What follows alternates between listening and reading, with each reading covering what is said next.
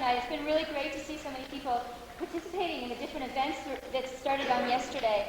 I'm here, I'm just going to do some introducing today. And I'm going to make a few announcements about the conference first, and then I'll introduce our speakers. First of all, up there, back in the back, we've got booths. We have booths, and we have books for sale. It's signaling to me, and I didn't know what they were saying. We have books for sale in the back from some of the speakers that have been here, like Bell Hooks books and some of the various speakers. As well as we have information from the speakers that are going to be speaking tonight in their various national liberation movements. Some of the information is free, some of it's not, where they're asking for donations, so check that information out. The other thing is, brochures for the rest of the week are going to be in the back, and I want to announce two things that are going to be happening. This conference was put together by a bunch of different people, and the idea was not just to have an intellectual conference, but to have a space, to create a space that was safe for many, many different people in this community that normally don't have a space to express their viewpoint, to come and talk about their viewpoint on the way this government is run, what happens within society, and specifically the so-called war on drugs and really what it is, and being, as the title says at the conference, New Strategies of Racism and Imperialism. So what we're trying to do is, and what we're going to be happening, and what's been really exciting about the two things that I'm going to announce is that people from many different communities have worked to organize these two marches, one to march and one to rally. The first march is going to be happening tomorrow at noon in the Fountain area, and the idea is called March Against Racism and Repression. Nita Gonzalez from Servicio de la Raza is going to be speaking, somebody from the Nation of Islam, a woman named Deborah Horschkeep is going to be speaking, a bunch of different speakers from the BSA, from UMAS, from Oyate, from various student groups, from the Feminist Alliance. They're all going to get together to voice their similar opinion against the way this university is right now and how it's going as we see in the future. So show up for that. It's going to be really good. The next thing is on Sunday, there's going to be a rally against drugs and community destruction in Denver at Mestizo Park. Nita Gonzalez, Dr. Wazir Ali Muhammad, Vern Lyon, Ricardo Castro, and John McBride are all going to be speaking at the rally. And it begins at 3 o'clock.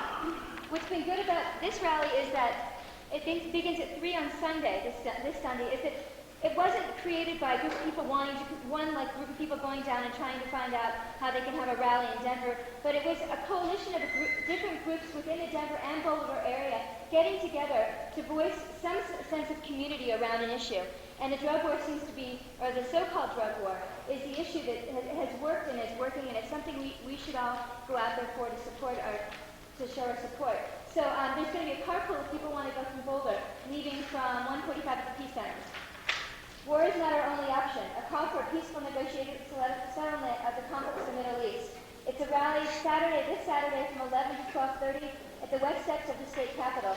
There's carpool from the Rocky Mountain Peace Center, which is 1520 Euclid at 10 a.m. The Good Life and Hard Times of Scott Nary, a talk by Senator Garland, local journalist. And we're really lucky to have this person in our community, and I encourage everybody to go. It's going to be Tuesday, November 13th at 7:30 in the Forum Room. So the other thing we're really lucky to have tonight is Ricardo Romero and Ahmed Abufemi. Ricardo is going to be speaking first. He's the national coordinator of the National Mexican Liberation Movement, the NMLM, and he's a former political prisoner who served 3 years as a political prisoner in the United States, and was in 11 different penitentiaries, federal penitentiaries. And he was in jail for what? For refusing to testify before a U.S. grand jury, and that gave him 3 years in jail. I think it's a little deeper, and he's going to talk a lot about his struggle tonight. Following him will be Ahmed Abufemi, who is from the NAPO, the New African People's Organization. He's a New African nationalist, and he just returned from Cuba, where he was at a Malcolm X conference held by U.S. citizens in exile there in Cuba. He was a national counsel to the UN and also a former political prisoner. So let's welcome Ricardo Romero.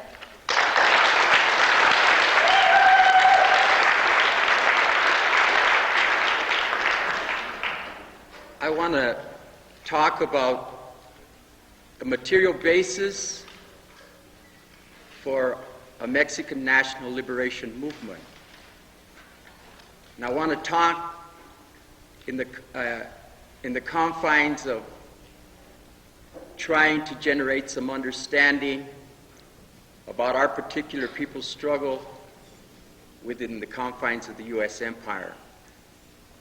We view the United States as a country that holds captive nations within its boundaries, be them Native American nations, half of the Mexican nation, or the New African nation. Not too many people understand or really want to recognize what that means. The United States acquired over half of our national territory in a war with Mexico that started in 1846 and terminated in 1848. But before that, we as a mestizo people had waged the 300-year struggle to gain our independence from Spain. Our independence from Spain was acquired in 1821, and it was short-lived because the United States attacked us in 1835. For this reason, we believe that we were never able to build a political, educational, or economical infrastructure. We lost access to 1 million square miles of our national territory. The 7 states in occupied Mexico are Arizona, Texas, California, Nevada, Utah, Colorado, and New Mexico. This geographical area has an abundance of wealth. The state of California by itself, for example, could be the 5th richest country in the world. The state of Texas, since 1933, they have taken out over 83 billion barrels of petroleum. We believe that if we as a people would have had access to our natural resources, that we could have probably had an elaborate educational system instead of a 57% dropout rate. These are some of the questions and some of the issues that I want to bring up with you tonight, because there's in some sense, I believe that we're one of the United States of America's best kept secrets. Too many people don't recognize what has transpired, how the U.S. empire was built by the genocide of Native Americans, the enslavement of black New African people, and also through the colonization of the Mexicans and the Puerto Ricans. Once you start to see this picture, then we have to start to understand, how did it all take place? The United States was able to consolidate its control over the occupied Mexican territories by utilizing the forts that had been built during the Indian Wars. And there's so many of them that I wouldn't even attempt to name them. But there's Fort Worth, there's Fort Hood, there's Fort Sumner, there's Fort Garland, and on and on and on. When you understand this, that's how they were able to accomplish military control of the occupied territories. And also by the emergence of creating the Rangers. The Texas Rangers were formed from a vigilante group to control the Mexicans in the occupied territories. The Arizona Rangers, the California Rangers, the New Mexico Rangers. These were all forces that were developed to maintain control of our occupied territories. Along the border, however,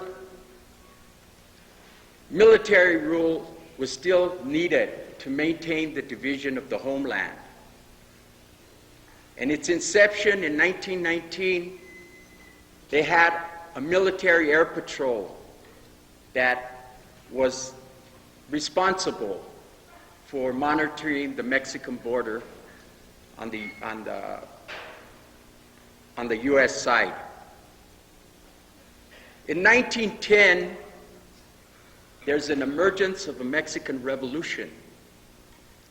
And with that revolution happening in Mexico in 1910, there's also, for the first time, the organizing efforts that come into the occupied territories headed by Ricardo Flores Magón and the Partido Liberal Mexicano, the Liberal Mexican Party.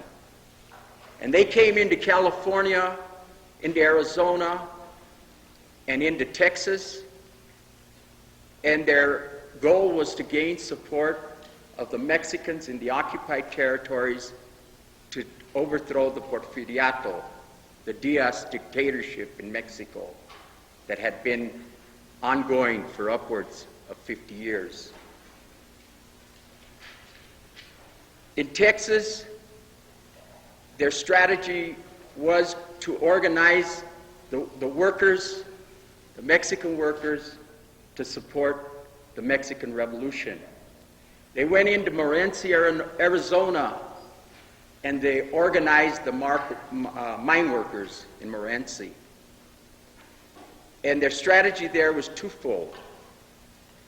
Their strategy there was to organize the workers and to organize labor and to organize support for the Mexican Revolution. What made this such a threat to the United States was that Mexicans were starting to organize in the occupied territories. But it wasn't the first time. The first organizations that started were in New Mexico and southern Colorado. And they were in 1898. There was a group known as Las Gorras Blancas, who were located in Las Vegas and Santa Fe, Nuevo Mexico, who developed an underground to fight the takeover of our lands by the U.S. And what happened was that they were, there was other organizations that were created to make them come out and become public organizations. And for the first time in our history, a grand jury was convened in 1898, and they subpoenaed a man by the name of Romaldo Fernandez for his association with the Whitecaps, Las Gorras Blancas, and clandestine activity in New Mexico.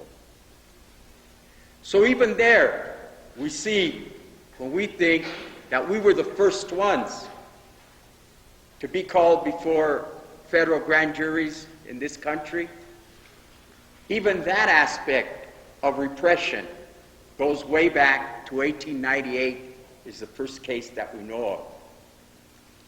The second case that we know that the grand jury is utilized against the Mexican independence movement is in the 1910 to 1920 period against members of the Partido Liberal Mexicano who are subpoenaed in California, in Arizona, and in Texas.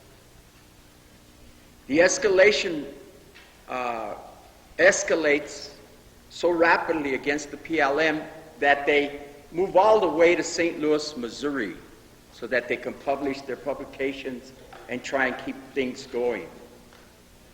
In 1915, there's a call and a plan called El Plan de San Diego that is written in San Diego, Texas, and it calls for the formation of the independent Mexican nation, with its end result being annexed by Mexico. And in this plan, in 1950, the Mexicans also make a call for an independent black nation, and they also make the call for the support of the Native American nations. So as all this is transpiring, it creates the material basis for the militarization. The new apparatus is formed after the termination of the Mexican Revolution in 1917. They kill Emiliano Zapata in 1919. They kill Francisco Villa in 1921. They kill Ricardo Flores Magón in 1923. And he's put in prison in the U.S. Federal Penitentiary of Leavenworth, and he's charged with seditious conspiracy to overthrow the United States government. And he's killed in that penitentiary. These were all the leading figures of the Mexican Revolution. And the U.S. state knew, and it was on their orders and in collusion with the Mexican government, that these people had to be killed, because they were the ones that could always rally the people again. And when they seen that the PLM was able to come into the occupied territories and start organizing, they knew they had to create an apparatus to maintain the division of the Mexican nation. And in 1924, they created the INS and the Border Patrol. If you've never had a deal with a border like we do, and like how our people have had to deal with a border, you will really not have an understanding of it. When Mexican people hear the term migra, they're terrorized by that. They live in seclusion. They hide out, and they try and go to work to support their families. 8 million of our people have come and crossed that border because of the economic situation in the southern half of the nation. Nobody that I know of in their right mind wants to travel 2,000 to 3,000 miles to try and get a job that for minimum wages. So there's too many misconceptions that our people cross the border and create all of these problems for the U.S. state. So in the 1920s, at the height of the Depression, thousands upon thousands of Mexicanos were forced out of the United States. And again, in the 1930s, there was thousands and thousands that were again sent back to Mexico. During the Second World War, they created a bracero program to allow the Mexicans to come into the United States because they needed the labor force, because they were at war with Germany and Japan. Right after the war, they had what they called Operation Wetback, and they deported over 2 million Mexicans back to Mexico.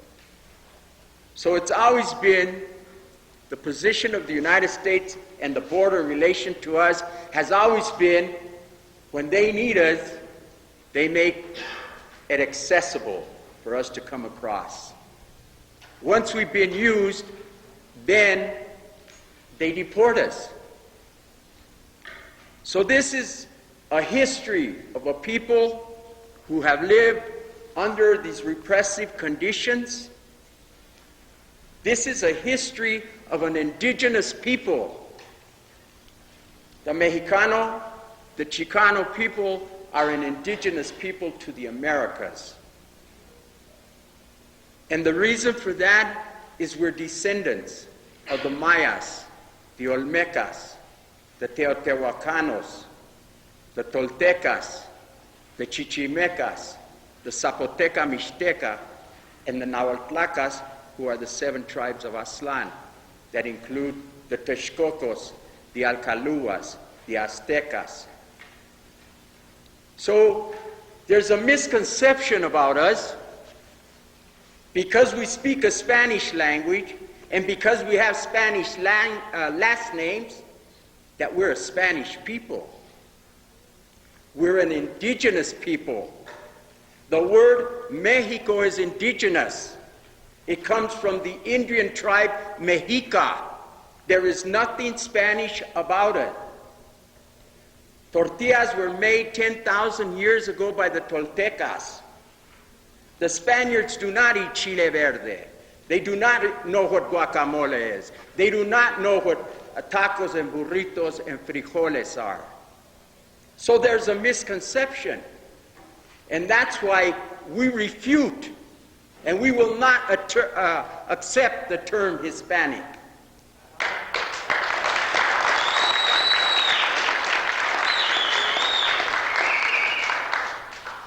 Because to be Hispanic is to negate our mother.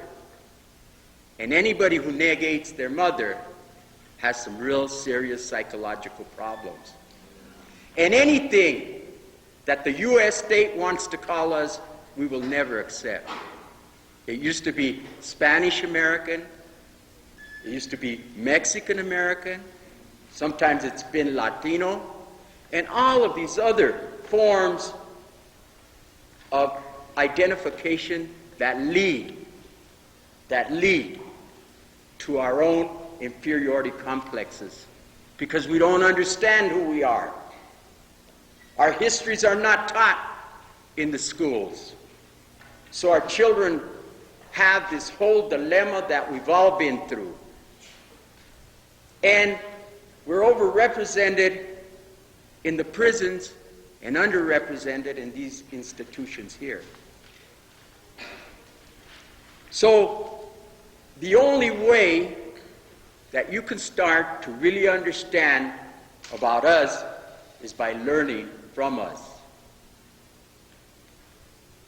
And by learning from us, I mean sharing an experience of a people who have been through a 142-year nightmare.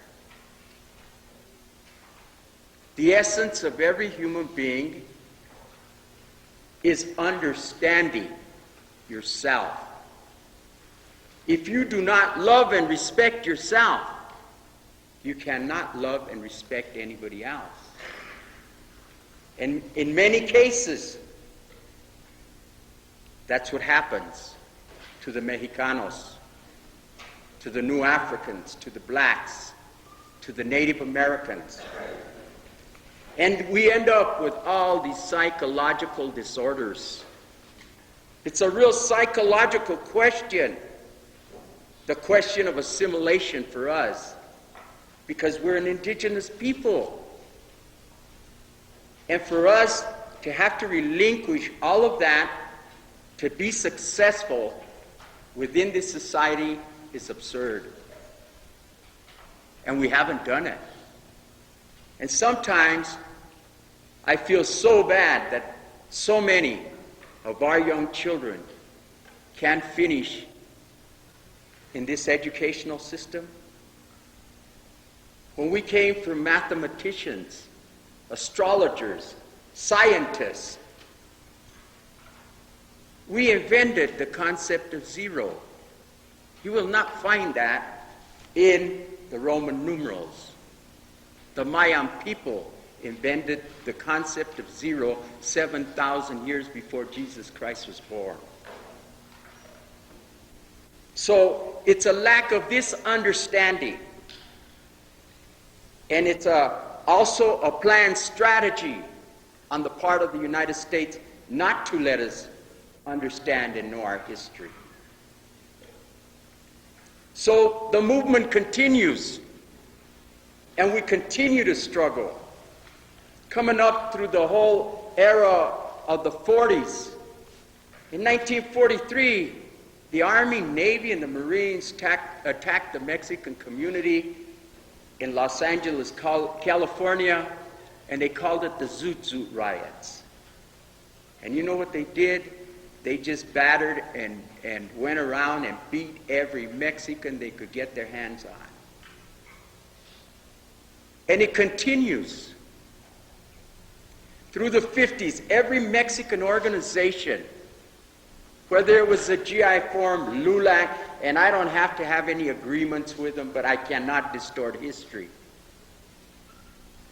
or the National Congreso Mexicano, all these organizations came under scrutiny of the FBI. During the rise then of the Chicano movement, in the middle 60s, all the way up to the present, I guess, there was an escalation of repression against us, and we didn't even understand why. We patterned our movement after the New African Black movement. And we initiated a struggle for civil rights in the beginning because we were affected by the same social conditions that affected black people and all people of color in this country. In the Western Slope, in northern Colorado, in southern parts of southern Colorado, they had signs in the 1950s. Now, I'm not talking about hundreds of years ago. No dogs or Mexicans allowed. I was born in Brighton, Colorado. And there was a night that the Mexicans could go to the movie. There was a day when the Mexicans could go swimming. So we lived segregation, and we understood it. So we wanted to try to do something to change all of these factors that were affecting us. So there's a rise again. Because as the saying goes, repression breeds resistance. So the Chicano movement starts to come into play.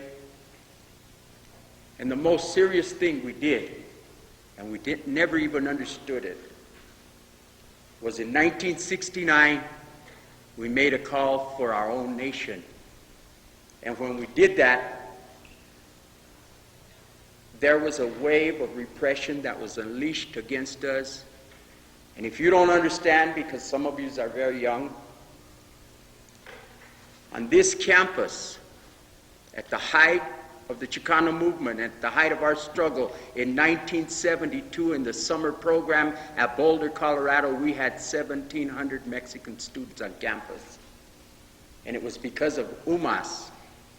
And it was because of people like Ricardo Falcón, Florencio Granados, Humberto Terán, Neva Romero, Los Seis de Boulder, the people who were killed here in 2 separate explosions, and many other people that are too numerous to mention.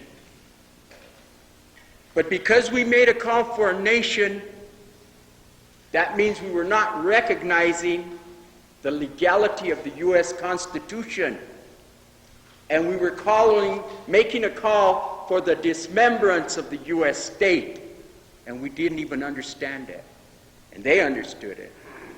They infiltrated every organization we had, from the August 29th Moratorium Committee, to La Raza Unida, to the Crusade for Justice, to the Mayo Mexican American Youth Organization in Texas.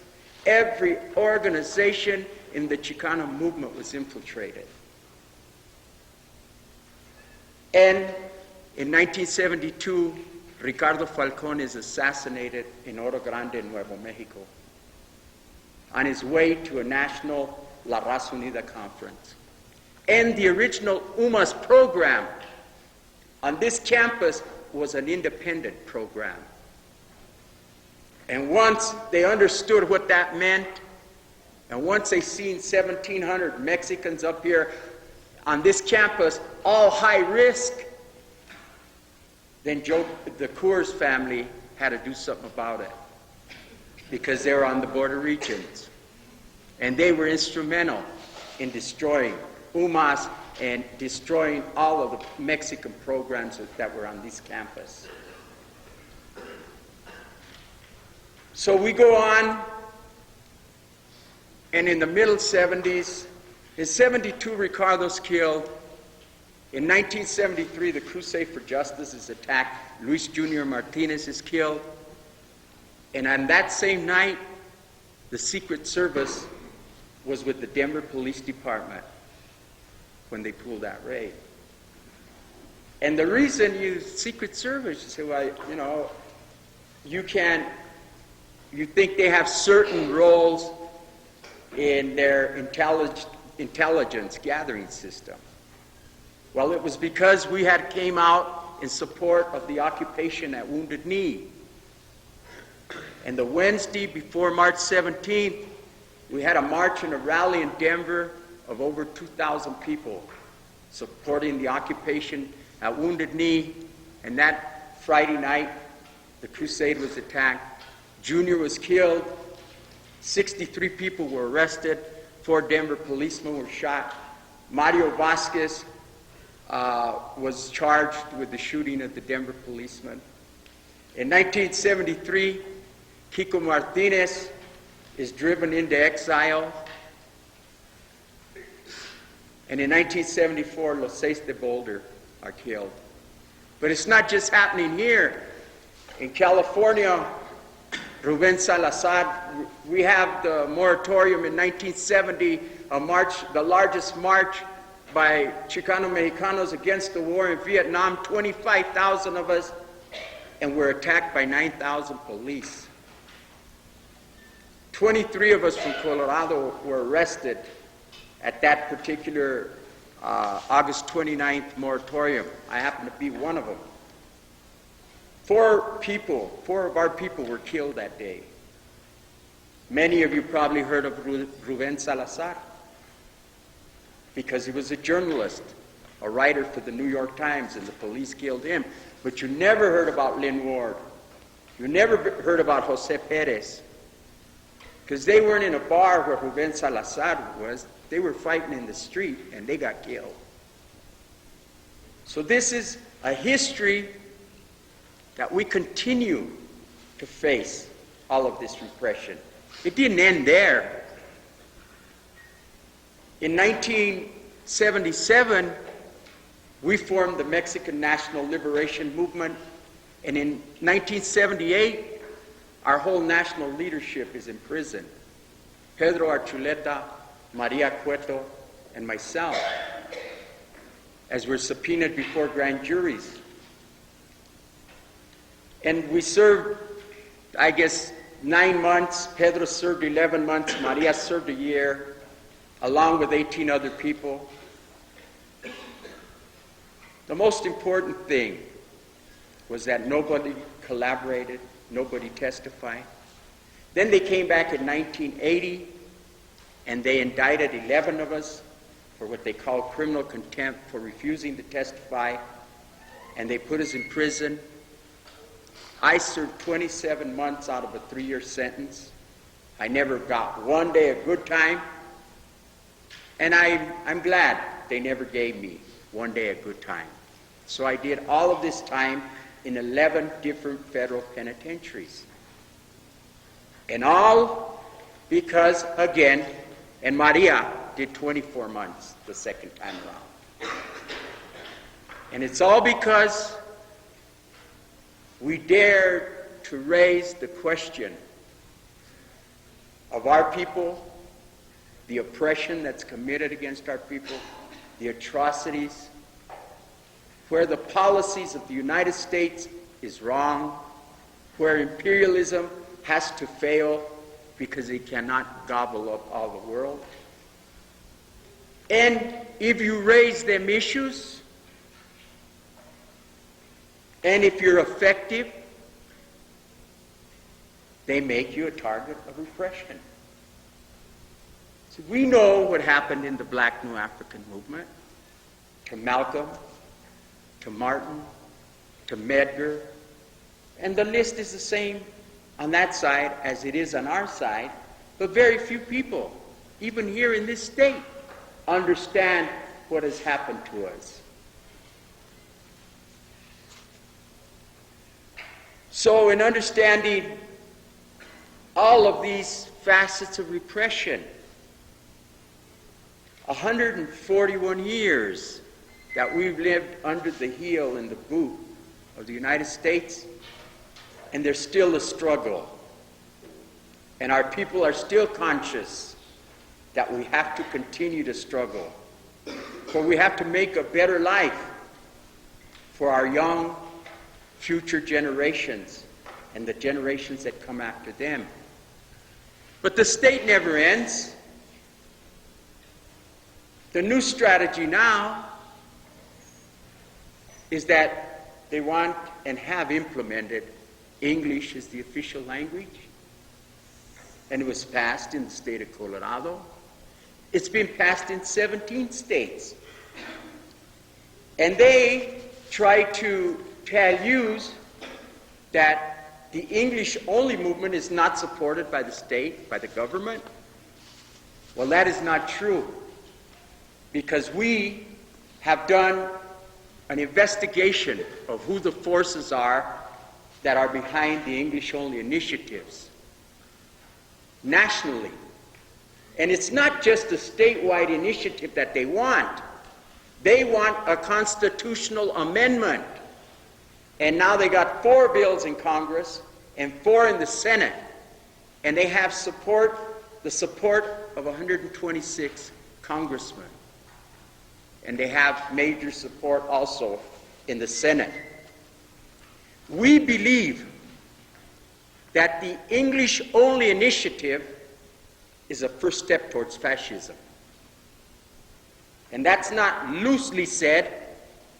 We believe that because the masses of the people in this country are buying that ideology.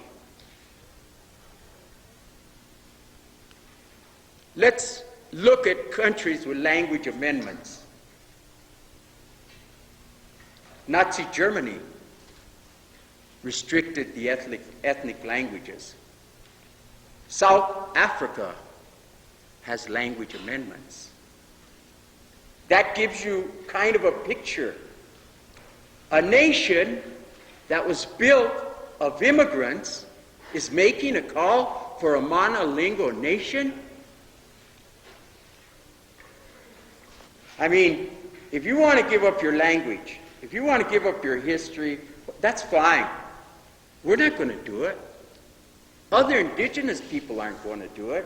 Other Asian people aren't going to do it. Anybody who speaks another language has the right to do that. Here, I'm such a threat to you, and I'm speaking to you in English.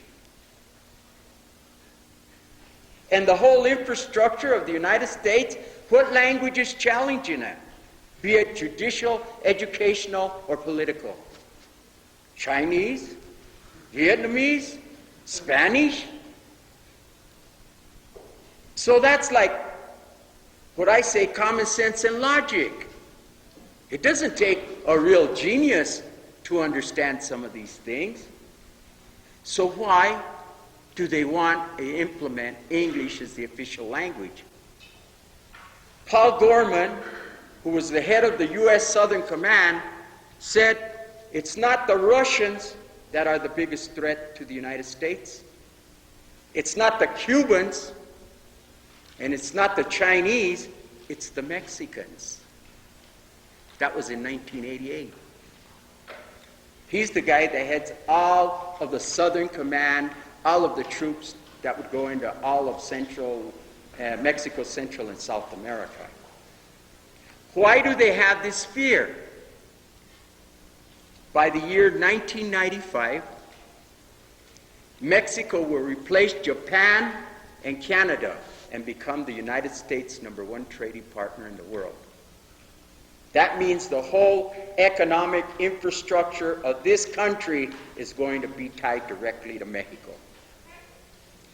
There are 25 million of us in this country, 25 million Mexicans, and 95 million south of the imposed border. There are more Mexicans in the United States than there is people in all of Central America. Panama, Guatemala, El Salvador, Honduras, and Nicaragua. So the great fear is this 2,000-mile-long border. And there's a call being made now that they are going to have to militarize the border. The Pentagon did the cost study of how much money and how many divisions it would take in 1986. And Jack Anderson is the one that brought that out. So when you see all of these things, it's all of these things that are happening, they just don't fall from the sky. There's always a plan and a strategy behind everything that is happening. And in a colonial situation, because we're a colonized people in this country, the first thing you do is you eradicate from this mind who you are, and you make the colonized a mirror reflection of yourself. That's why I speak such good English, I guess. And there's a real reason why they do that. And they do that because that's how they control you. That's how they maintain domination. So these are some of the reasons that we will continue to wage a struggle against the English-only initiatives. And we're going to try and build a movement to fight that. And I mean literally fight that. Many people said that you can go through the electoral process and that we could change it there. It's impossible. And if they're making a call of genocide against us, cultural genocide, genocide in any form, psychological, cultural, or physical, is still genocide, then we have to wage a struggle to preserve ourselves as a people. So hopefully we share some experience tonight, and I'm able to shed a little light on our particular situation with you all. And it's very difficult for me to come up here and give a lecture of 30 to 40 minutes and try to change 14 or 15 or 16 years of miseducation that you have had about us and other people in this country. But at least if we can start to look for a level and a plane where we can come together to create something better, something new, something more humane. I guess what I would love to see is a world where every man, woman, and child is afforded human dignity. And I think it's Kwame Ture, Stokely Carmichael, who said, but they say that's impossible. It isn't impossible. Nothing is impossible for human beings. And when they say that it's impossible, that's a method that they use to control us. So with that, I would like to end my talk tonight by just saying that we will win the hearts and minds of our people, and we will be victorious in the future. Patria o muerte, venceremos.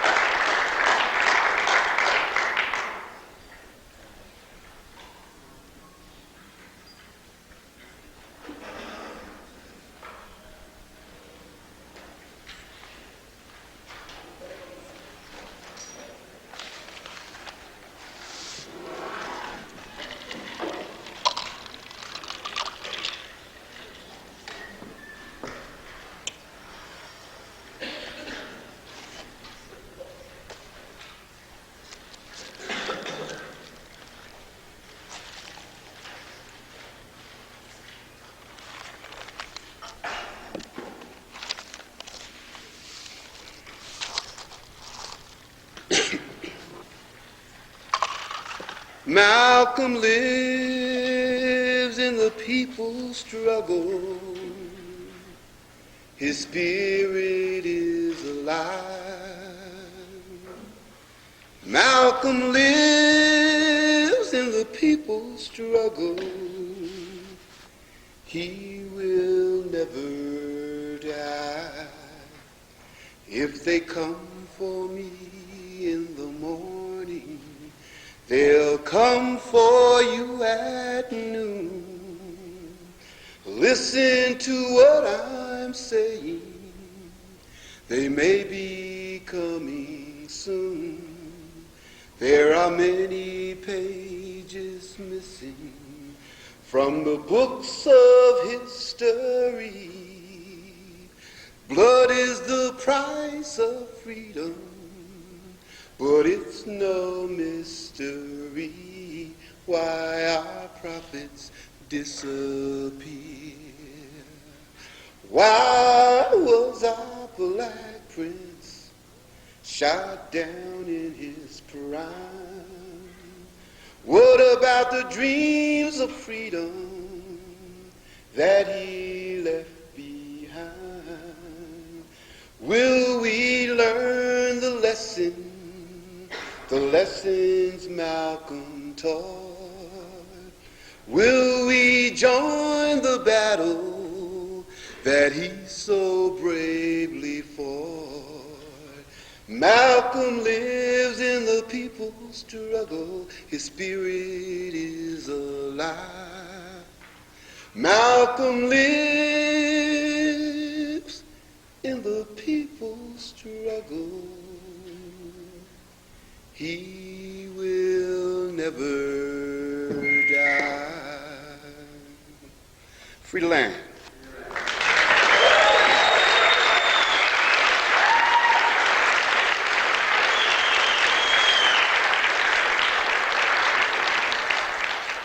I would like to thank all of you for coming out this evening. And my stay here over the last few days, I'm reminded of a situation that Brother Malcolm X talked about in his autobiography. And for those of you who have read it will probably remember that Malcolm was asked, was there anything that he had regretted in his life? And he thought a minute. And he said, yes, I would like to see that young white woman who had came to Harlem to ask me what she could do to help me. What he was talking about was a situation when the struggle was evolving, Malcolm had become known. There was a woman who was going to college. And she was so taken and she understood clearly all of the things that Malcolm was said, and she was moved to go to Harlem to ask Malcolm what was it that she could do.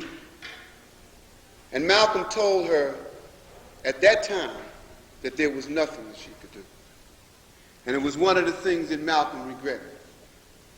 As I walk around this campus the last few days and I look at many of the white young people, I think about the questions because I think they have the same kinds of questions. What can I do? And indeed, we think there are many things that you can do. But firstly, what we think is important, that you must understand what the real situation is. That you are going to have to shed and throw away many years of indoctrination and education to understand the real world. Because the world that you are taught about in education, for the most part, and there have been attempts and are attempts, and I know that there are professors who are struggling to give you a view of the real world. But if that cannot be reinforced in your everyday life, if the media continues to perpetuate and promote lies, then fundamentally what you're going to do is believe them and continue to live them. And so what you must begin to look at is what is the real world. And when you look at many of the holidays that you celebrate, like Washington's birthday and Lincoln's birthday and Columbus Day and all those things, most of you who are sitting here realize that those are not people that are worthy of worship. or honoring. They were slave holders. They were white supremacists. And all of us know that Christopher Columbus didn't discover America. So these are some of the things that we are confronted with. But one of the major things is that many of you have heard about this black struggle. Many of you heard about this civil rights struggle. But what you must understand is that the struggle of African people within the United States has not simply been a civil rights struggle. Malcolm made it very clear that it has been a human rights struggle. And as you read the history books, they will tell you about Frederick Douglass and Sojourner Truth and Harriet Tubman. But how many of you know about David Walker and Denmark Vesey and Nat Turner and the African Blood Brotherhood and Marcus Garvey? See, because in the course of everyone's struggle, there's always two trends in a struggle. You know about the civil rights struggle. But how many of you know about this struggle for land? This struggle that African people have been waging for many, many years for national liberation and for independence? How many of you know about the slaves who ran off the plantations and developed independent existence and communities in the South Sea Islands? How many of you know about the slaves who left the plantations after, in many cases, killing the slave master and went off into Florida with the Seminole Indians, into other parts of Georgia with the Choctaw Nation Indians? And how many of you know those slaves who left and went into Mexico?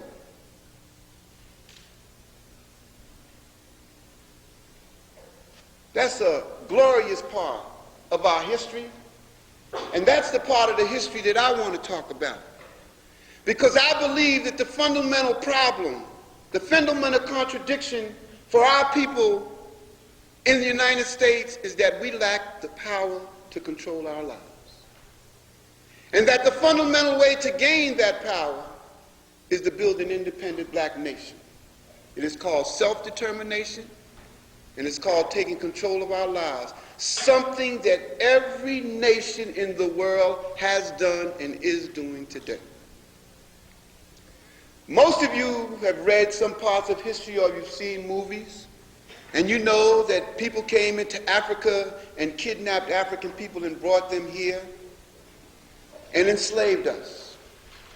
And you've seen a number of the different films, whether it be Roots or others, and you know that history when they brought us here on the slave ships, and they packed us in like sardines for days on end, and hardly fed us, and had us in a situation where we had to lie in our defecation for days after on ends, where we had to lay next to dead bodies.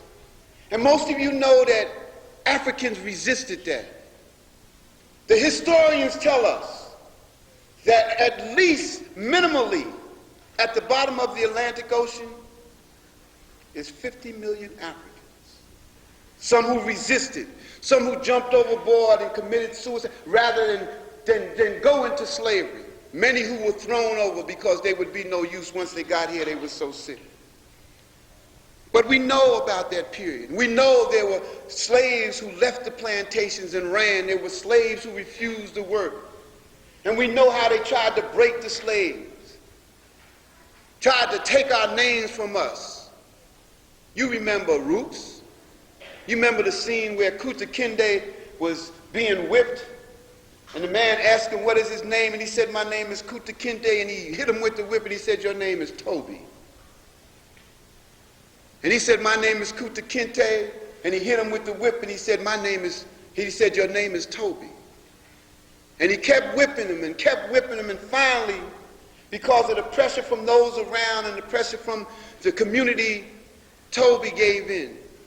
Because the position then was, well, be Toby for a while, but at least be alive to continue the struggle of resistance. In 1776, or sometime before that, there was what was called an American Revolution. And those who engaged in the American Revolution talked about no taxation without representation. And they was trying to sever themselves from England because England was trying to control them and determine their lives. And they didn't have freedom of expression, couldn't express religiously what they wanted to, had no control over their lives. And every time July 4th comes around, everybody thinks that's a good thing. But when other people talk about independence and liberation, then something is wrong with that. The founding fathers of this country, most of you know, were white supremacists.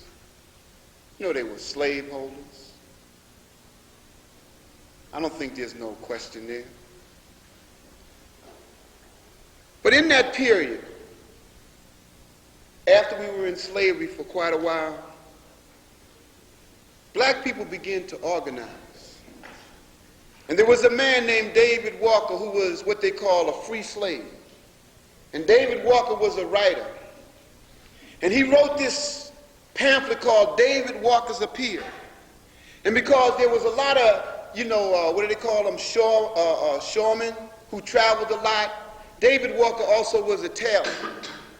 And when he wrote this pamphlet, he talked about black people having to rise up and resist, that we were a nation within a nation, and that we had to fight for liberation.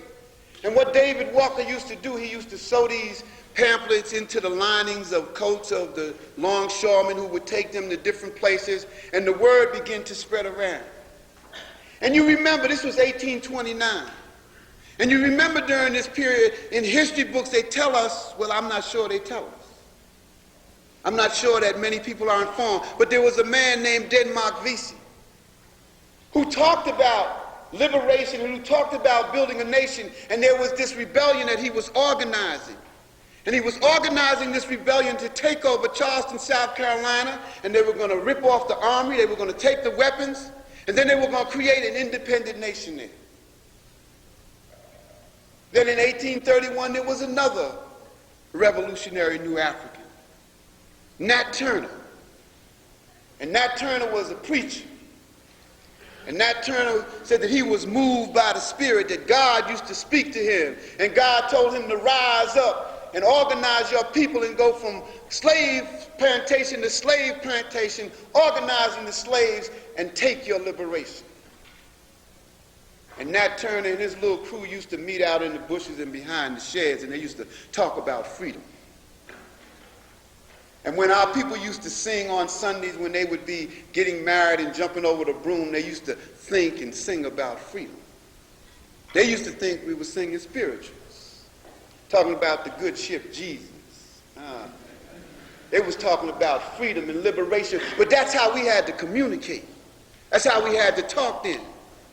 Because what had they done? They had taken our drums from us. So we couldn't talk with the drums. So an oppressed people will always find ways to communicate and talk about the things that need to be talked about. And after Nat Turner in that period, there was what we call a calm or a lull. See, you have to always look at history, because history has an ebb and it's a flow.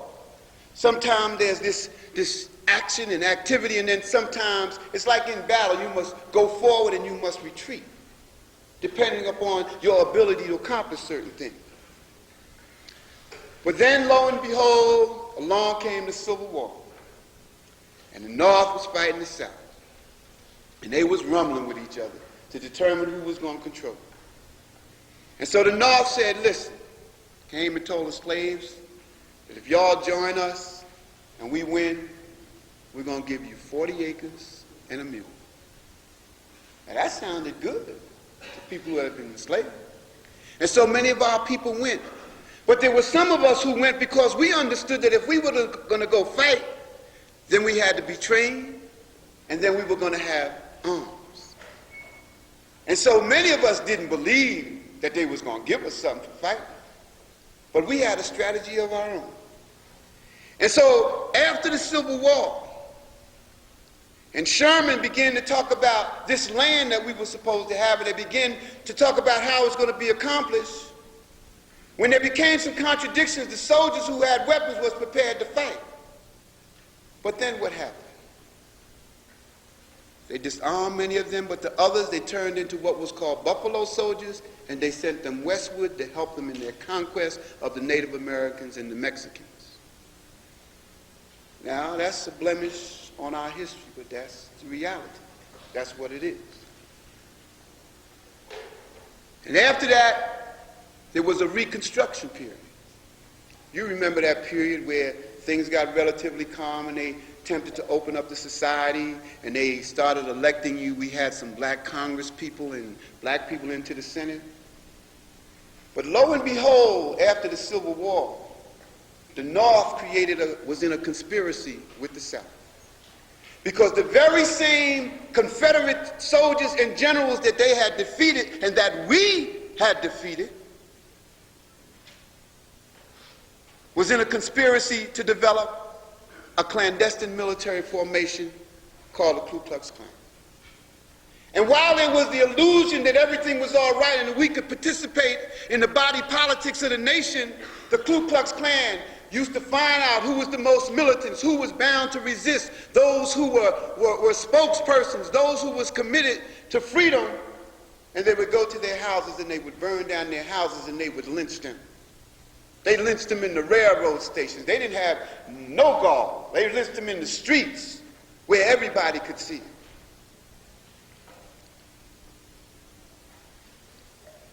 They say that Abraham Lincoln freed the slave. The Emancipation Proclamation. I know most of y'all don't believe that. Because y'all know to today black people in the United States are not free. If anyone can define freedom and say that black people are free, then we're going to have to put y'all in a class with the dictionary.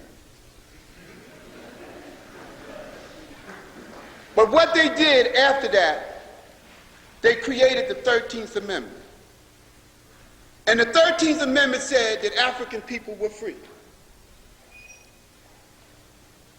And a short time later, they came with the 14th Amendment. And the 14th Amendment said that we were citizens. Now think about that. Freedom of expression. 13th Amendment, we're free people, and then unilaterally they make a decision to make us citizens. How come they didn't ask us? How come we didn't make the decision? And that's one of the contradictions about this whole piece. See, because when the people are free, they have a right to make choices and decisions. What the United States government should have told us is that we had some choices. Now, they actually had some choices for us, because if you remember, Lincoln had talked about sending us, colonizing us in Africa. Remember, he was talking about if we could get some land over there and where to send us?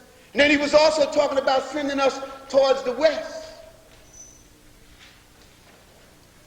But ultimately they decided, let's make them citizens. And by making us citizens, we became what? We were still slaves, but now we're wage slaves. We were segregated. We couldn't do none of the things that a free people could do, so we were in fact still in slavery. Most of you remember Harriet Tubman. Harriet Tubman developed the Underground Railroad. And Harriet Tubman used to free the slaves at night. Used to take them north. And Harriet Tubman was a courageous woman. And Harriet Tubman used to tell her slaves that she would kill them if they dare stop to go back.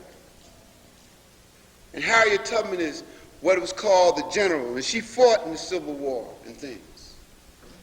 But then there was another period where things moved into a lull.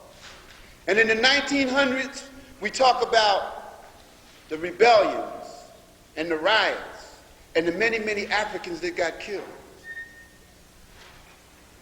During that period, there was an organization called the African Blood Brotherhood. The African Blood Brotherhood was a socialist organization that talked about an independent nation.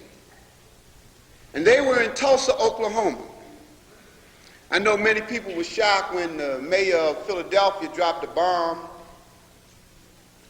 on the MOVE organization. But that wasn't the first time that they had dropped bombs on African people. In Tulsa, Oklahoma in 1919, when there was a rebellion, They came in with airplanes and literally dropped bombs on the community to put down the rebellion. It was during this period that a great man came from Jamaica named Marcus Messiah Garvey. Marcus Garvey organized over 1 million people across the United States into the UNIA, the Universal Negro Improvement Association. And it was Marcus Garvey who gave us the colors of our liberation flag, the red, black, and the green. And as Marcus Garvey traveled around, he began to see everywhere that he traveled that African people were always on the bottom. Always on the bottom. And he looked and he said to himself, he said, where is our army? Where is our flag? Where are our men of great affairs? And that is what he began to talk about organizing. And he had us look towards Africa. Many people think that Marcus Garvey had a Back to Africa movement. No. Marcus Garvey had a Back to Africa movement spiritually. He understood where we had came from. He wanted us to look back to Africa to understand our greatness. Because, see, those who were in slavery had been stripped of culture and history and did not know from which great civilizations they had come from. Did not know at that time that we had given science and math and all of the different things to the world. Most of you should know about those African civilizations. They talk about Egypt, which is really named Kemet, and then they show you a movie about Egypt and they tell you Cleopatra was somebody looking like Elizabeth Taylor. That's how they distort history. See, because anything that, and they tell you that all of the great things that came into the world came from the Greeks. Where did the Greeks get it from? If you read Plato and Socrates, they will tell you in there, in the course of their discussion, they will tell you where they got their knowledge from. They got it from Africa. And after they took the knowledge, what did they do? They destroyed Alexander. What did he do? He destroyed the libraries there. Tried to destroy the Sphinx. Why do you think the noses and things on the Sphinx are distorted and destroyed? Because they were clearly African features. You know that. And so here we have slaves, a people who really don't know who they are, who have been forced into slavery, who have lost their self-esteem and their self-respect. And along comes a man like Marcus Garvey to tell us who we are. And then what does the United States government do? They have some traitors create a situation where Marcus Garvey gets sent to jail and then he gets deported. But then after Marcus Garvey comes a little small man from Georgia named Elijah Muhammad. And he organizes the Nation of Islam. And the Nation of Islam continues that same process about we are a nation within a nation and we need liberation, and that our nation is in the Black Belt South. That is where our land is. And that we must liberate that land. And the Honorable Elijah Muhammad goes on to organize thousands of people. And in his organizational effort, he raises up from the streets and from the gutter a man named Malcolm X. Big Red, they called him at that time, who had been a pimp and a hustler, but who was very intelligent. A young man who, when he was in school, told the teacher that he wanted to be a lawyer, and the teacher told him, Malcolm, be realistic, you a nigger. Be realistic. Try to find you a job doing something with your hands. That's what they told him. Destroyed one of the, or at least tried to destroy one of the most brilliant minds that we have ever had. And Malcolm began to organize the Nation of Islam. He built temple after temple after temple.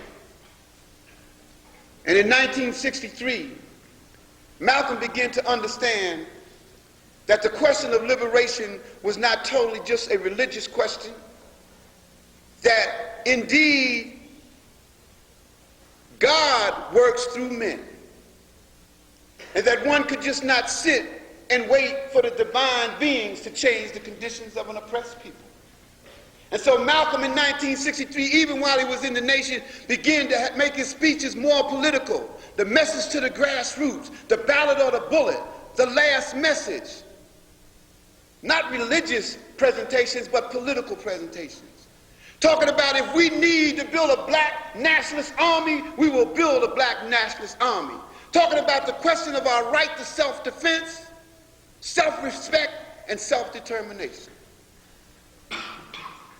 That became a problem with the United States government. And so what they began to do with the agents who had infiltrated the Nation of Islam, they began to create a schism between the Honorable Elijah Muhammad and Malcolm X.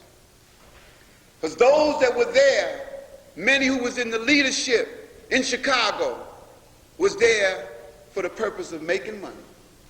And they didn't want Malcolm to take the Nation of Islam from a religious organization into a political organization, and in fact make it a revolutionary organization, which is what Malcolm wanted to do.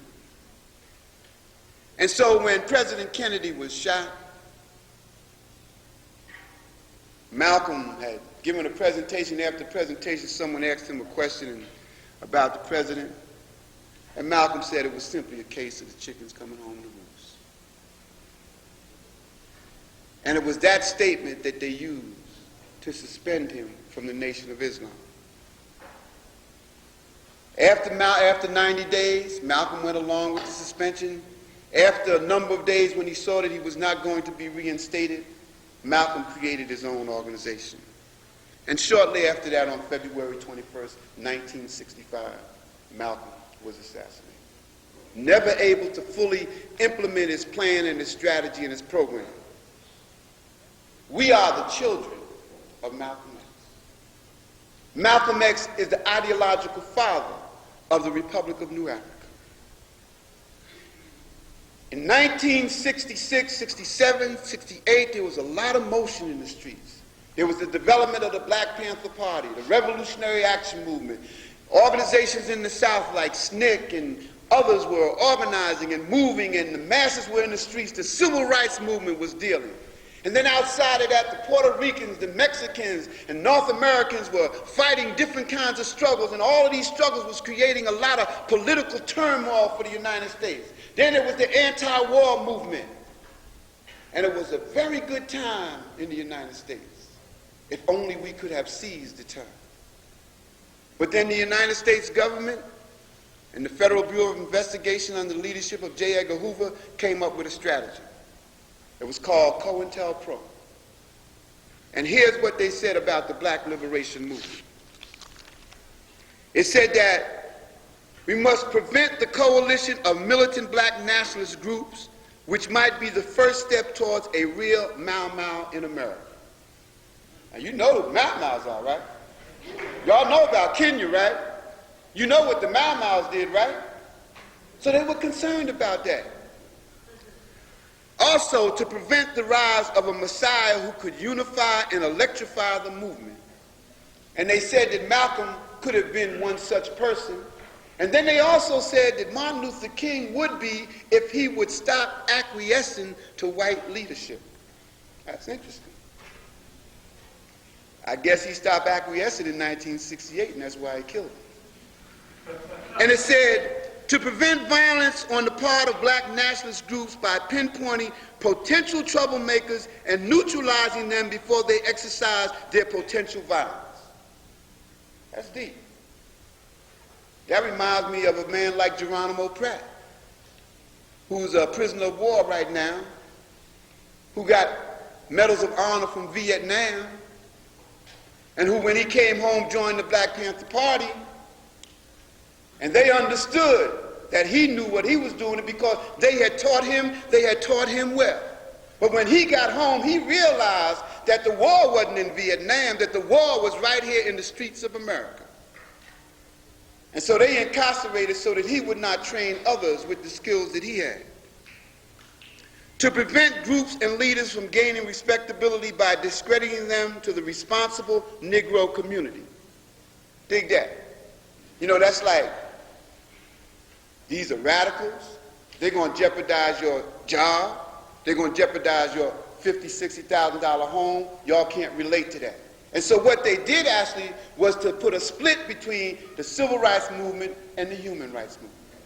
And so when you remember a number of the different things that happened, and people talk about all of the things that the civil rights movement accomplished, they accomplished it simply because there was this revolutionary nationalist movement over here. So they would rather deal with King than to deal with Malcolm. And they had to deal with King in a manner so that they wouldn't have to deal with Malcolm.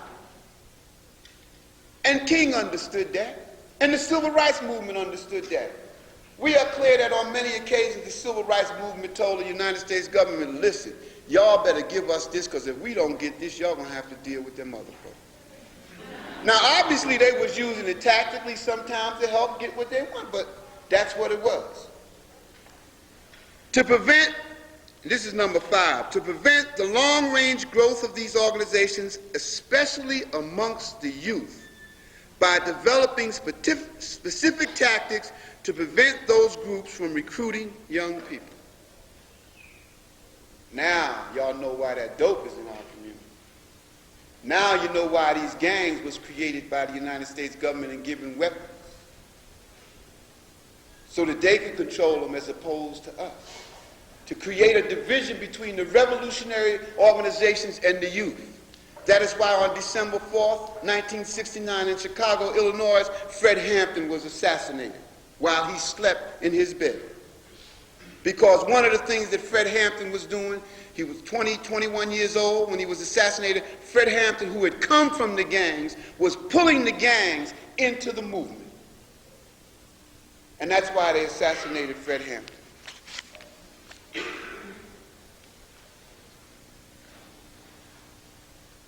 In 1968, there was a conference in Detroit, Michigan.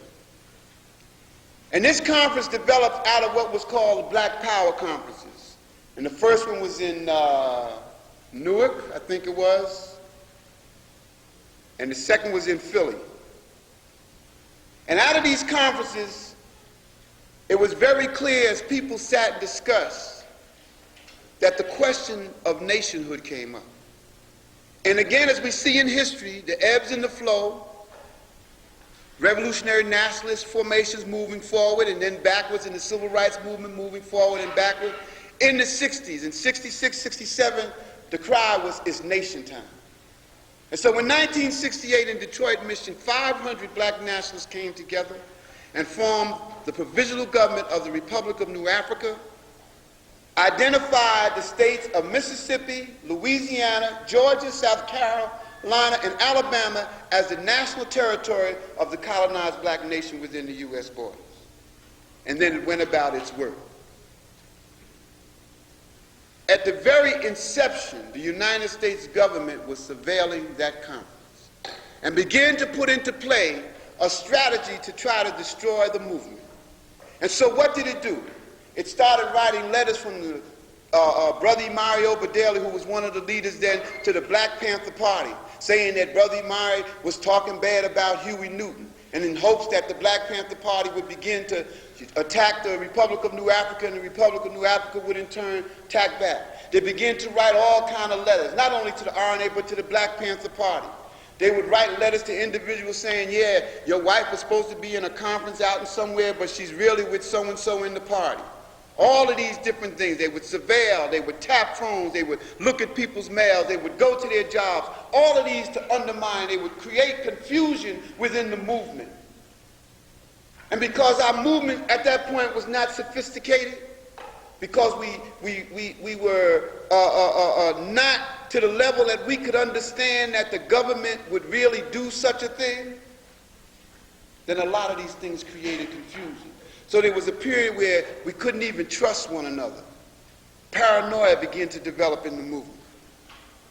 In 1969, in an attempt to destroy the Republic of New Africa, the policemen tried to assassinate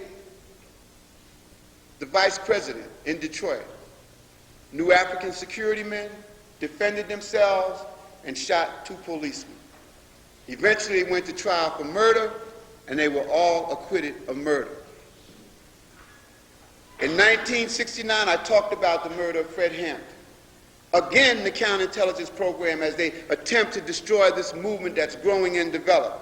On December 8th, 4 days after the assassination of Fred Hampton, they attempt to assassinate Geronimo Pratt.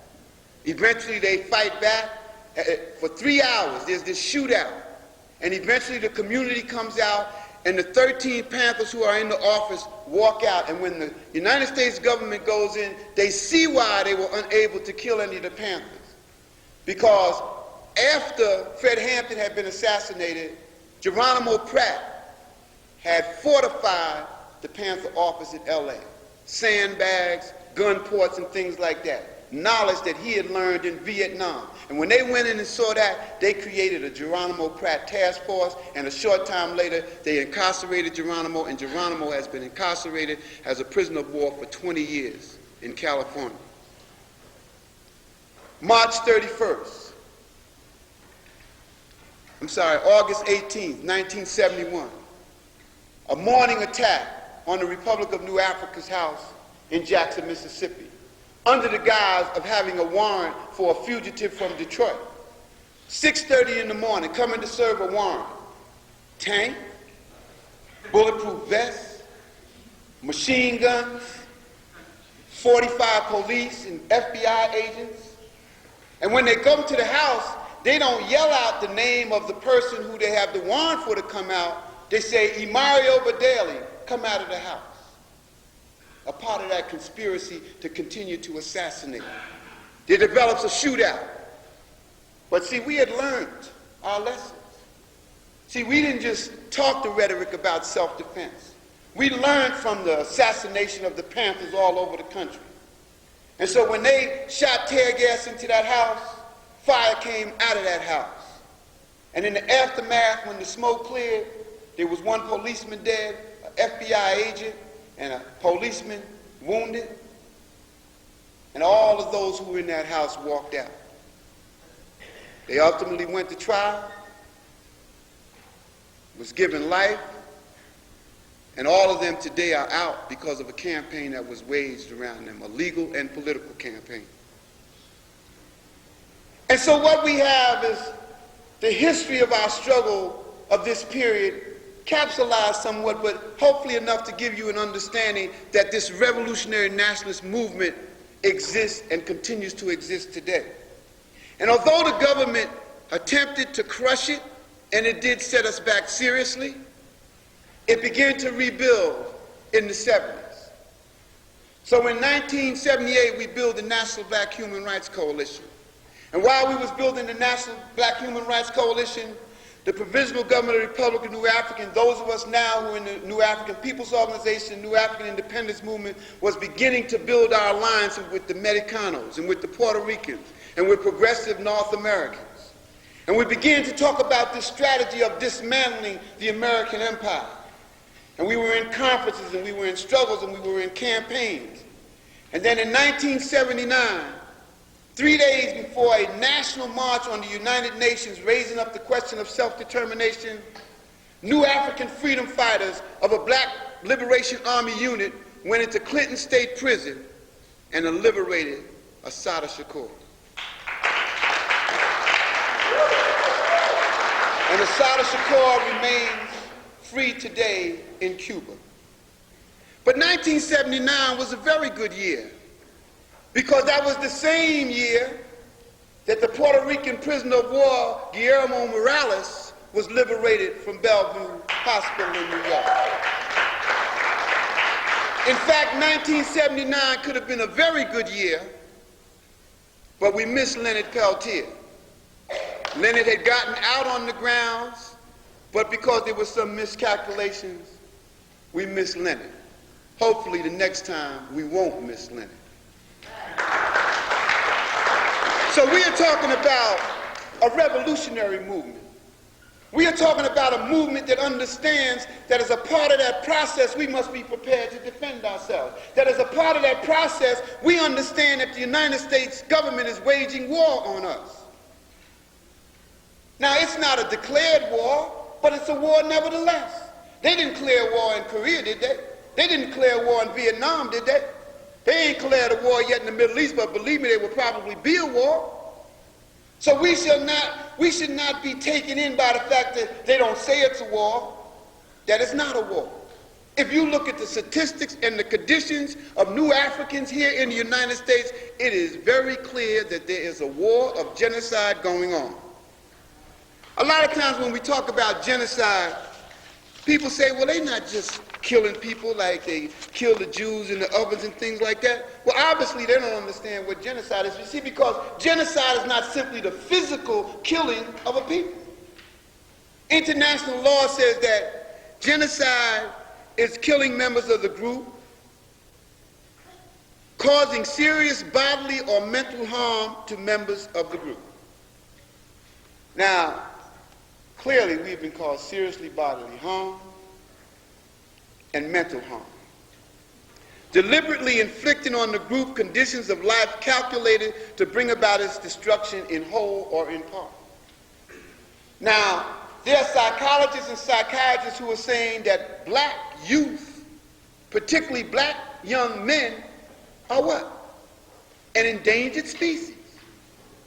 If you look at what is going on with the drugs and the gangs and the killings and the prisons and the miseducation or the lack of education, the high unemployment, then you can understand that that is destroying a part, in fact, the very future of our nation.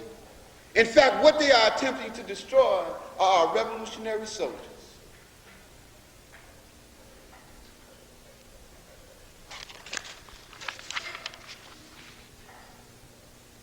I think that all of us understand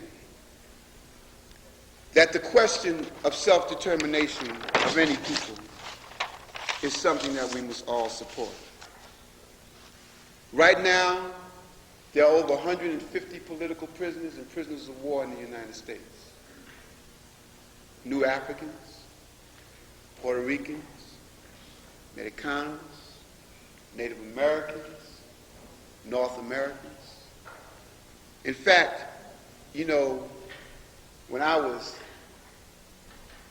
singing a song about Malcolm and I was looking out at the audience, as I sang about Malcolm and I looked at many of you, I really didn't see any individual faces.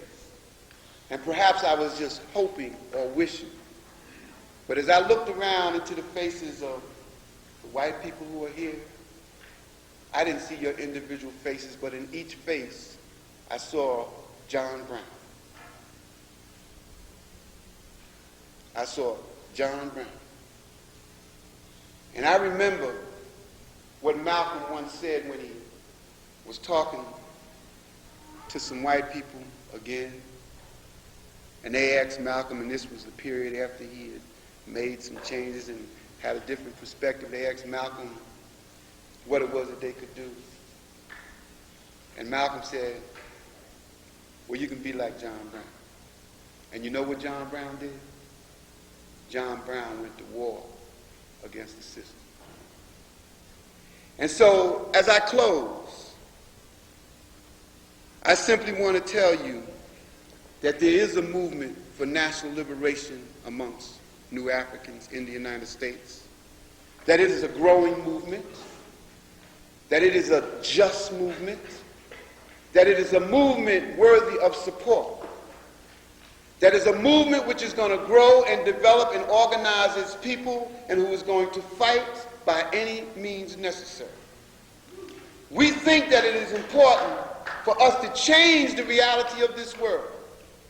We think that we must give the ruling class an option, either to change, and in the black community they usually say either they shit or get up off the pot. And that's what we must do. We must tell them to get out of the Middle East. We must tell them to stop intervening in other people's business.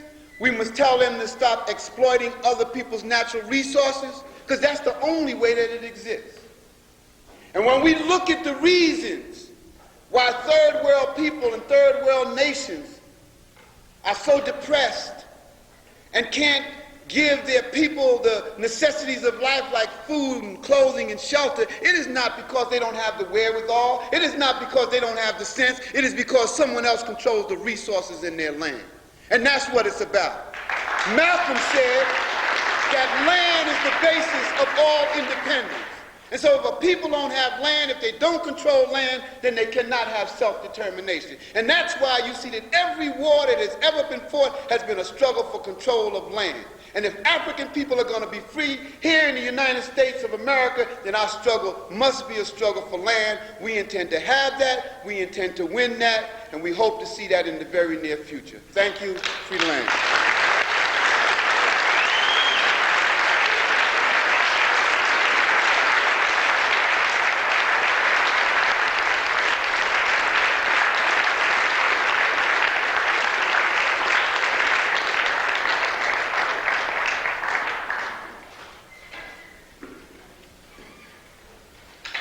Have some time, and we would like to deal with a few questions if people so wish. Yes? I'm sorry, I was thinking of Ricardo. Romero. You mentioned four the activists who had killed in Boulder. Yeah. And I occasionally heard reference to that, but I don't know if you could talk about what that is. There was actually 6, and they're known as Los Seis de Boulder. And it was Florencio Granados, who was at one time the president of UMass, Alberto Terán, who was a UMass student, Neva Romero, who was a UMass student, Francisco Dougherty, Reyes Martinez, who was the brother of Chico Martinez, and Una Jacola, who was a North American from Minnesota.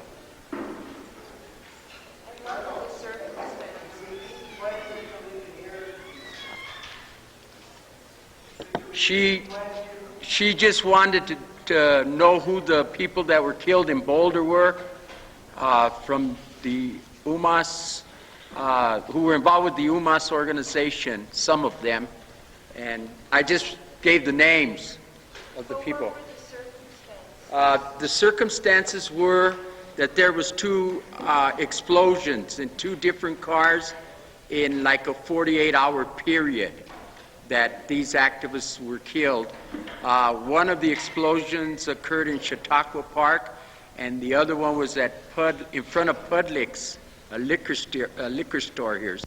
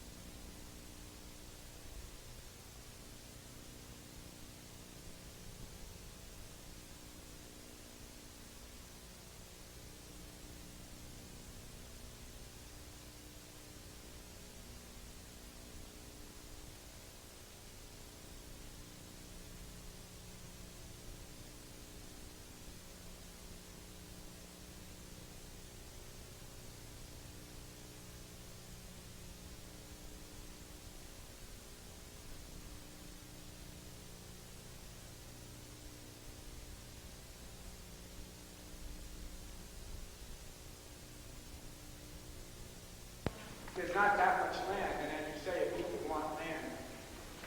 If we reunify the Mexican nation, it's not to expel you all from it. If you can adhere to a government that meets the needs of all people, that's what we're all about. And that's why we align ourselves with the comrades, because we need allies. And at this particular point, we sure don't have any within the United States government. I appreciate that. I just am wondering where, if all of the white people who are of different nationalities as it is, but if all the white people want to have their own nation, well, I just am curious. Right. I don't look at it like that. I think that when we talk about nations and we talk about land, we're also talking about a society. We think that the societies that we will build, that white people, most white people, I would think should prefer to live in the societies we're talking about building than living in the capitalist United States. So we're not talking about running white people out of Mississippi who want to stay there. We are simply trying to set up a situation because, see, we think it's a question. We think that we're a nation. See, we were kidnapped and brought from Africa. See, and you got to follow the line. We're not United States citizens. You understand what I'm saying? We've never been treated like citizens. And so what we're saying that if we're going to stop the acts of genocide, if we're going to rebuild and redevelop our families and our communities and our nation, then we must be able to do that. In order to do that, we must have some land in which to do that. We can't do that in the abstract. And so that's what our struggle is. Now, we wouldn't be struggling for that, perhaps, if there was a different kind of struggle going on in the world. That if everybody was united to struggle against U.S. imperialism, to change this system to a different kind of system where all of us could live homogeneous. I don't want to be doing this. I got better things I could be doing with my time than fighting and fighting and fighting. But if my people are going to live, if I'm going to create a place in the sun, like Malcolm said, for my children, then I must do this for my grandchildren, because the United States government is not going to do it. It is not going to give them their self-respect and their self-esteem. It is not going to tell them who they are. And so we must do it. See, and what it is that white people can't be afraid, and then you got to look at this.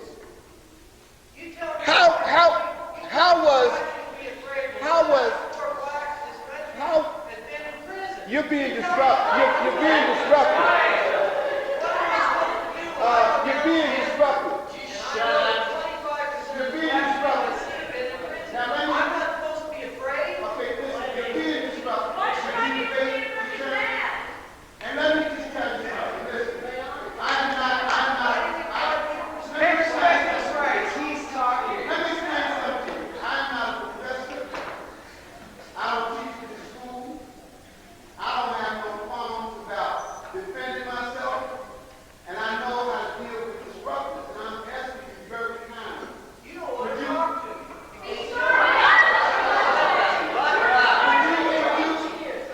Would you wait a while?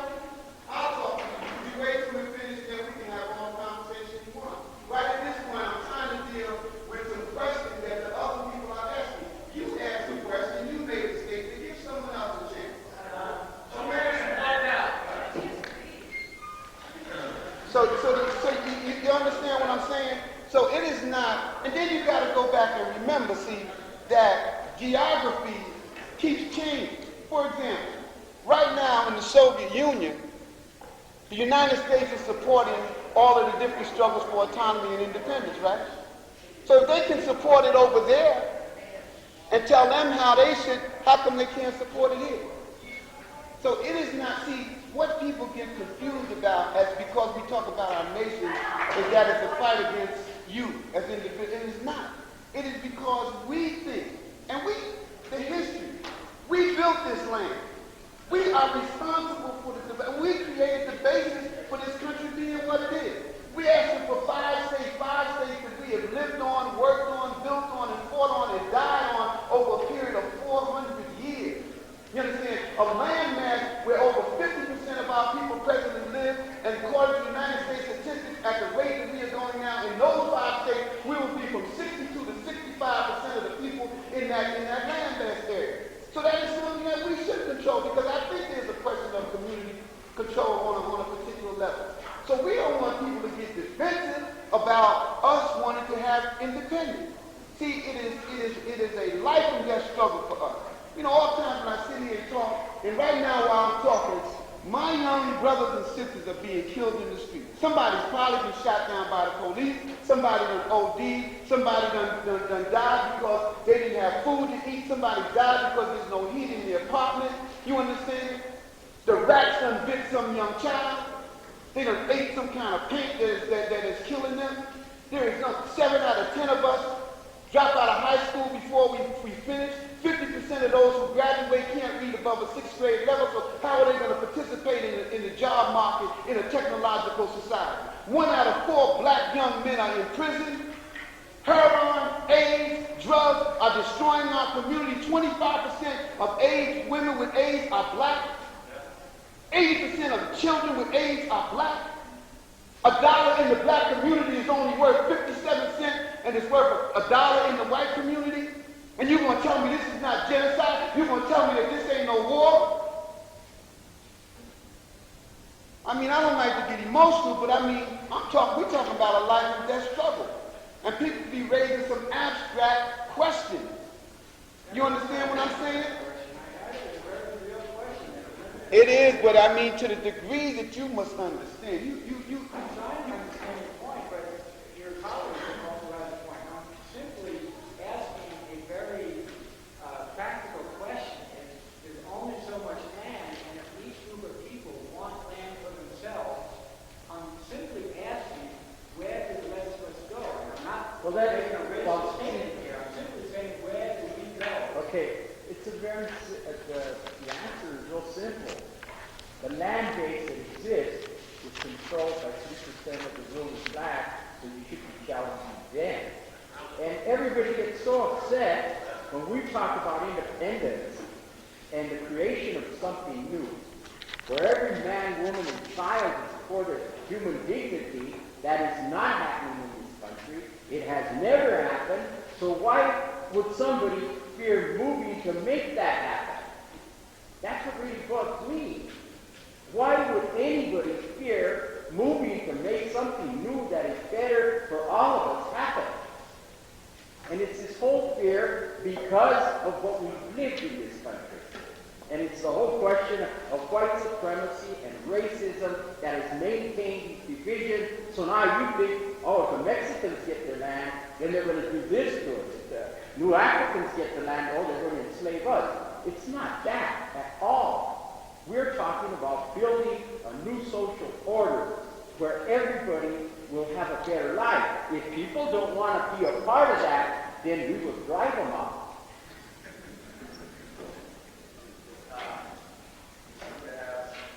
You seem to have difficulty understanding that these people that you are referencing are the children of people who is building a new social order, this old social order is doing quite well.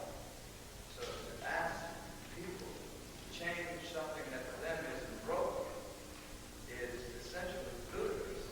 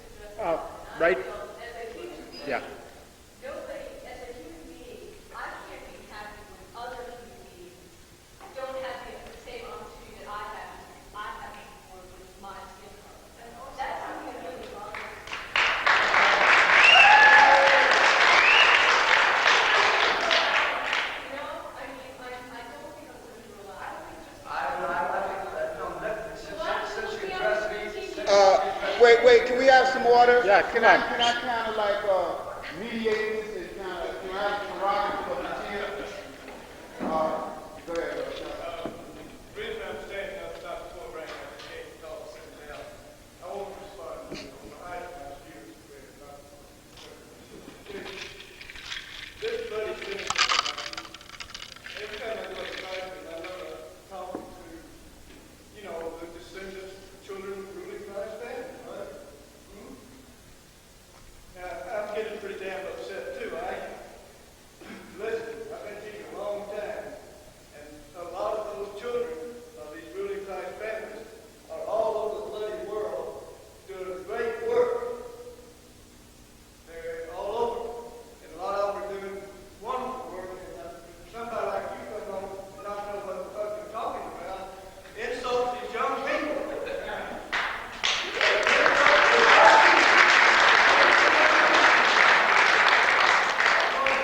Those beautiful young people, as long as they stand up. Well, if you're going to stand up and insult me, I'm going to stand up and insult you back.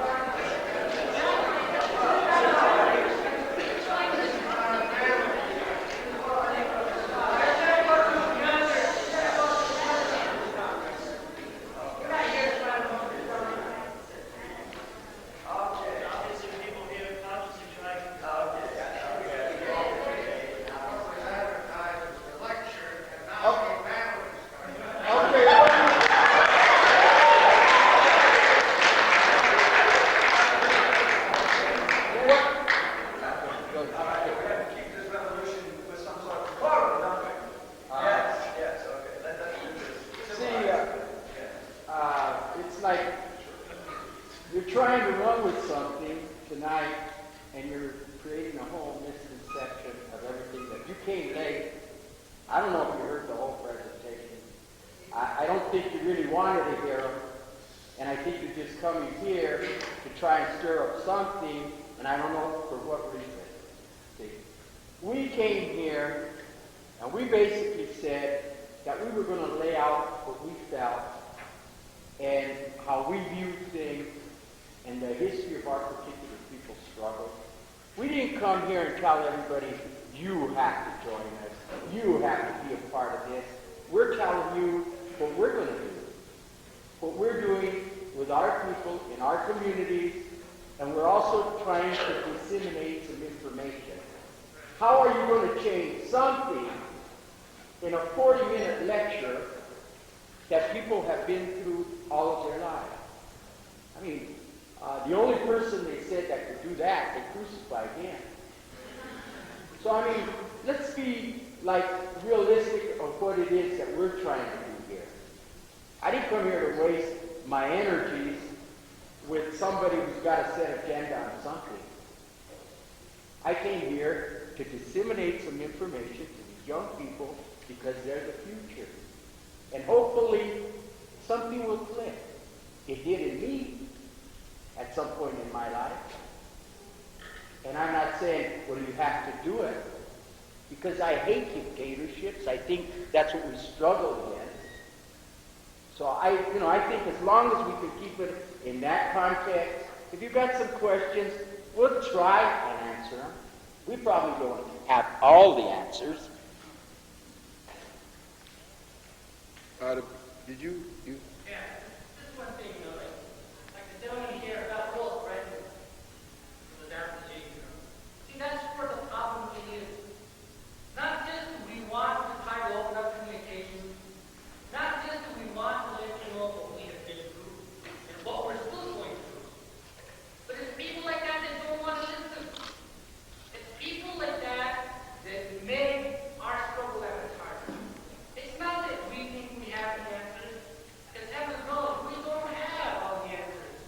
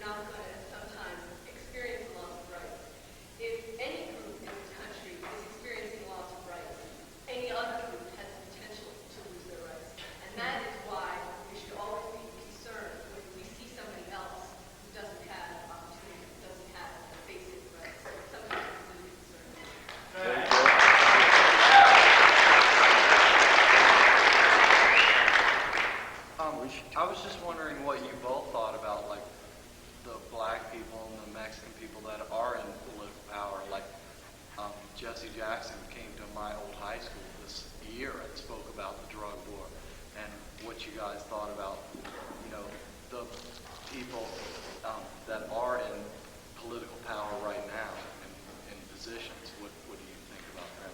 Do you think they're like going along with the government, or I mean, Yeah, well, actually, they're not in political power. I mean, they don't have no power. We got, I guess they said we just made history because we got the first black mayor of New York named David Dinkins. And David Dinkins does not have any power at all because he is controlled by the ruling class. He's simply become a part of the system and he takes his directions from them. It is very clear that how he's moving is in the interest of the, the rich and the ruling class. It is very obvious that Jesse doesn't have. Jesse's complaining now that he's not getting enough media coverage. I mean, there's an article in the Times last week where he's complaining they're not giving him no media coverage. I mean, he doesn't have any power to do what? What has Jesse done that has improved the lives of our people?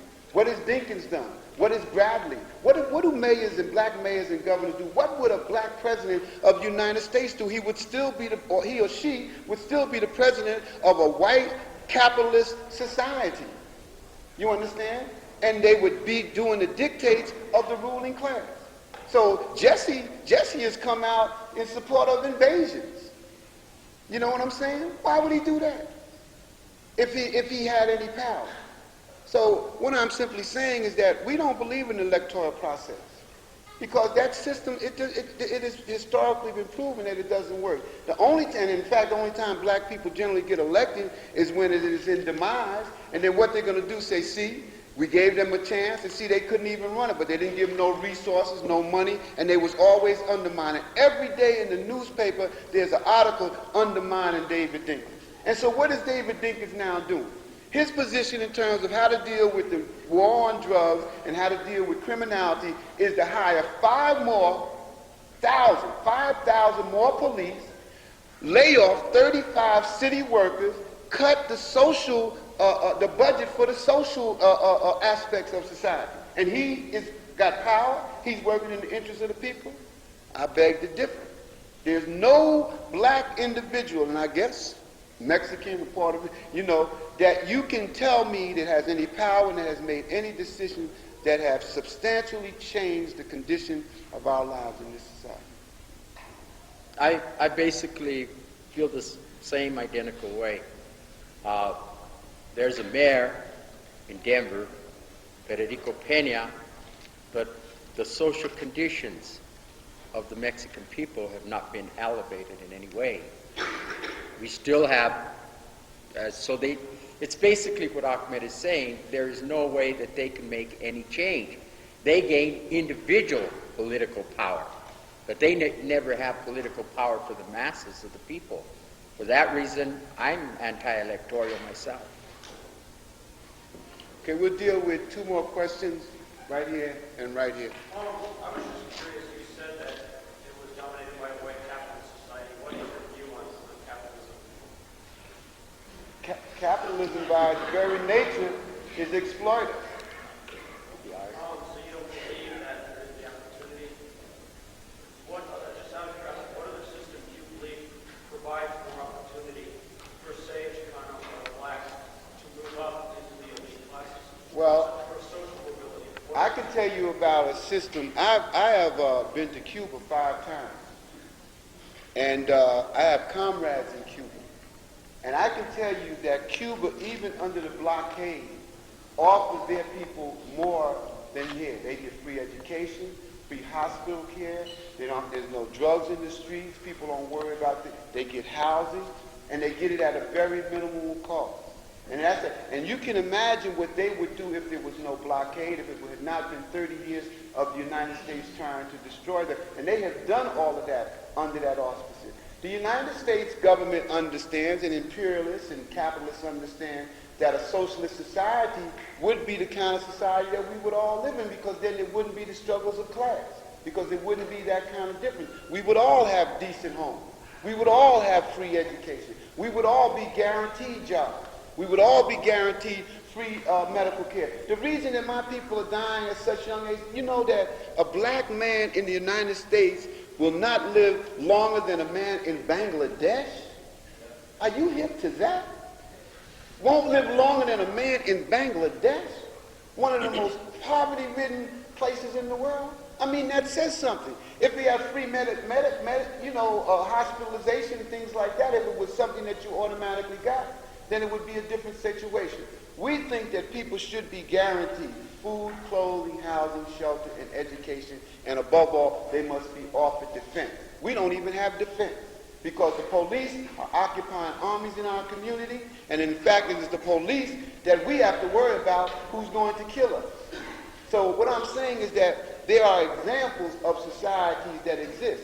In many of these places, if the United States was not there exploiting the resources of the land, there would be the ability to give the people what they need. But the reason that it doesn't happen is because this United States, this capitalist, this imperialist, along with its allies in France and Britain and other places, just somehow seems that it is them, these white, male-dominated nations, you understand, that should have the fruits and the benefits of the earth, and everybody else should just simply get out the way, starve, and die. In fact, many of the nations can't even have control of their land because the United States calls it their, what do they call it when they go to their backyards, they go